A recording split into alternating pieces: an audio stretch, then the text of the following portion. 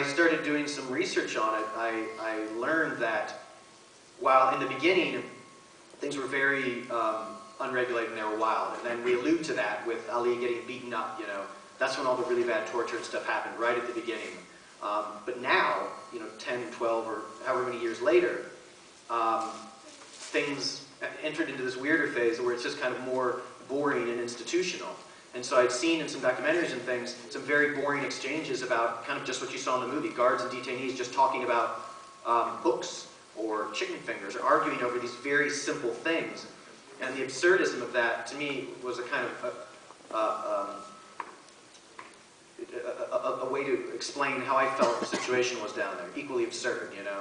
And so that was kind of the way in, that I wanted to show this kind of sense of boredom down there, and that's kind of what drew me in there.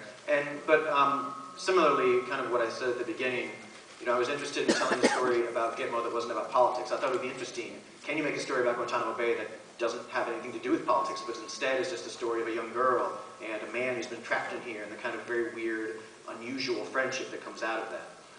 And as regards to the score, one thing we were conscious of, and this speaks to what I was talking about, the politics, is with Guantanamo Bay, anything regarding anything like 9/11 and all these things, there's so much propaganda involved. You know, every time you bring up the subject, everyone has an angle. Everyone's trying to convince you the Army's right, the detainees are right, and I didn't want to create a piece of propaganda. And so throughout the making of the film, I was very conscious not to try and manipulate the audience. And music can manipulate an audience very well.